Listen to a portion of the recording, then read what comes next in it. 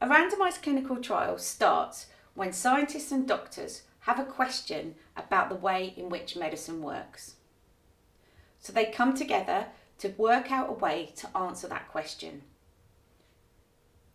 Then they set up a trial management group and a trial steering group.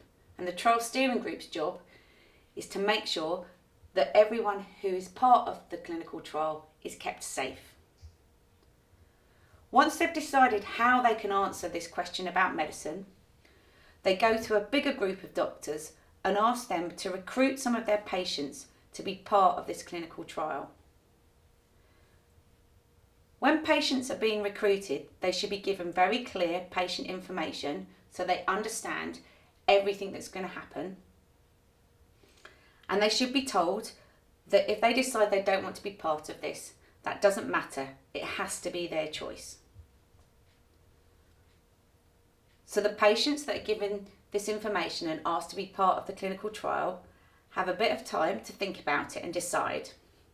And some of them will say, no, thank you, and they won't be part of the trial. And others will say yes. And when they say yes, we say that they have been recruited.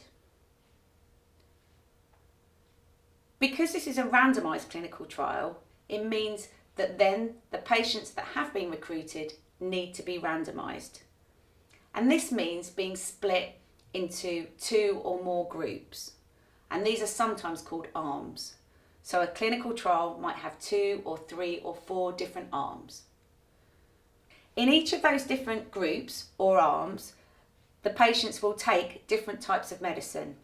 And this is how the clinical trial works, by getting 2 or more groups of patients together that are taking slightly different medicine and comparing them over a long period of time. So once the patients are randomised on the clinical trial, then they will stay on it for maybe 1, 2, 3, 4 or even 5 years.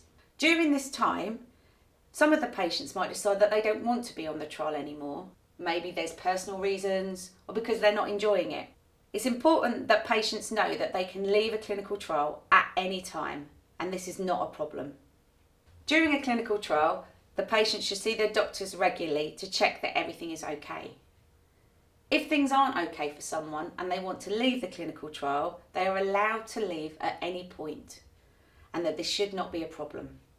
The information that's being gathered during the trial will be put together into research findings, so lots of reports and documents and publications. It's important that the patients involved in the clinical trial get to know what the trial has found out.